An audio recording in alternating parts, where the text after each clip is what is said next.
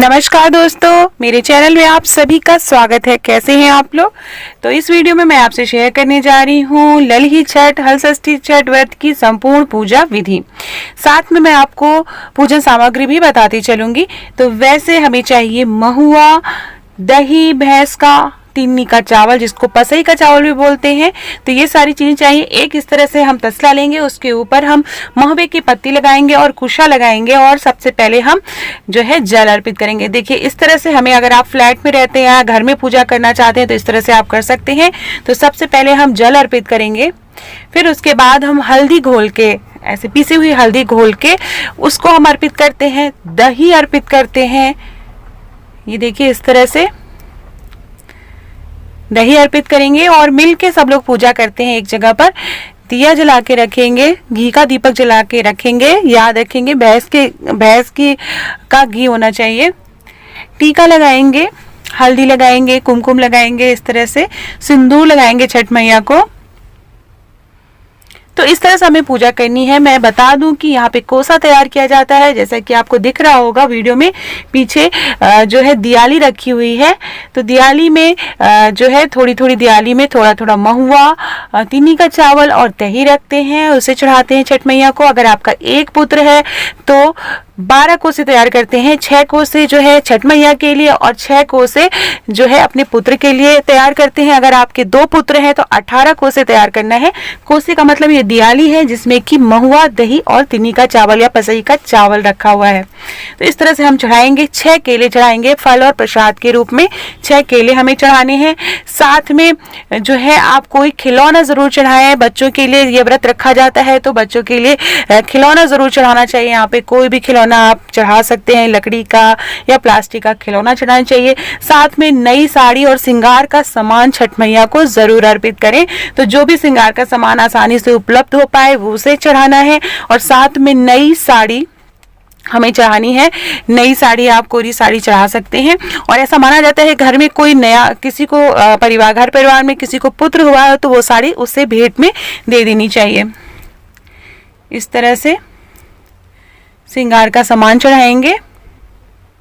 उसके बाद जो कुस्सा है उसमें एक हाथ से गांठ लगानी होती है। 6 गांठें लगानी होती है बिना दूसरे हाथ का प्रयोग किए। तो ये भी एक प्रथा है और आपकी जो मन्नत है वो आप छठ मैया से जरूर मांग सकते हैं। उसके बाद हमें जो है हवन करना होता है। छोटा सा आप लकड़ी ले लें, उसमें हवन करते हैं। हवन में जो है महुए से हवन करते हैं, महुए और तिन्नी के चावल से हवन करते हैं। घी का दीपक, आरती जलाएंगे इस तरह से और बाद में छठ मैया की आरती करेंगे। और आरती करने से पहले 6 कथाएं छठ मैया की होती हैं, उसे ज़रूर सुनिए। मेरे चैनल पे आपको वो 6 कथाएं आसानी से मिल जाएंगी। आप जाके वहां से देख सकते हैं या मैं डिस्क्रिप्शन बॉक्स में लिंक डाल दूंगी, आप वहां से देख सकते हैं। तो इस तरह से बहुत ही सरल तरीके से ललही छठ की हम पूजा कर सकते हैं। बहुत से जगह 7 तरह का अनाज चढ़ाया जाता है, तो उस तरह से आप अनाज भी चढ़ा के पूजा कर सकते हैं। हवन के बाद जो महुआ, थोड़ा हवन में जो महुआ रहता है उसे निकाल के रख लेना चाहिए और प्रसाद के रूप में अपने बच्चों को और घर परिवार के लोगों को देना चाहिए।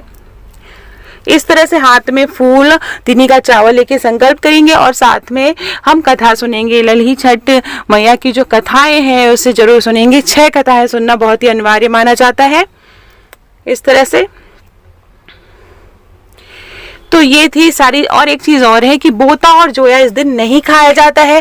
तो खाने में हमें खाली तिन्नी का चावल खा सकते हैं। भैंस का दूध प्रयोग कर सकते हैं। भैंस के दूध में आप महुआ डाल के पका के, चीनी का प्रयोग नहीं करना है किसी भी चीज में, खाने पीने की चीज में। तो आप महुआ डाल के उसे पका के अच्छी तरह से आप चाय पी सकते हैं। चाय की पत्ती भी नहीं डालनी है, आप सीधे बस जो है कोई भी ज्योति बोई चीजें इस दिन नहीं खानी चाहिए। इस बात का आपको जरूर ध्यान रखना है। तो ये छोटी छोटी बातें हमें ध्यान में रखनी है। तिन्नी का चावल आप पका लें और खा सकते हैं। उसके अलावा बहुत से और करेमुआ का साग भी खाया जाता है जो कि जोता बोया नहीं जाता है। तो इस तरह से माँ से आशीर्वाद लें कि भगवान हमारे बच्चों की आयु बनाए रखें, हमारे घर में सुख समृद्धि बनाए रखें। इसी का आशीर्वाद मांगते हुए हमें यह व्रत पूरा करना है दिन भर।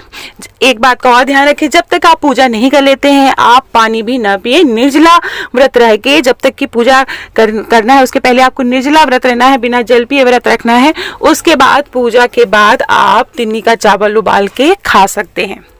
तो इस तरह से हमें पूजा करनी है। ये देखिए इस तरह से हवन है, हवन में हम महुआ से हवन करेंगे, तो इस बात का हमें ध्यान रखना है।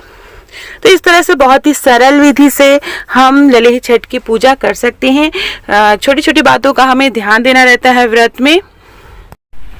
ऐसा माना जाता है कि जब देवकी के 6 पुत्रों को कंस ने मार डाला था, तो उसके बाद माता देवकी ने अपने 6 बाकी पुत्रों की रक्षा के लिए, बलराम और श्री कृष्ण की रक्षा के लिए हल षष्ठी का व्रत किया था, और उनके जो बाकी 2 पुत्र हैं वह जीवित रह गए थे। इसलिए यह व्रत रखा जाता है। बहुत ही पुरानी मान्यता है इस व्रत के पीछे।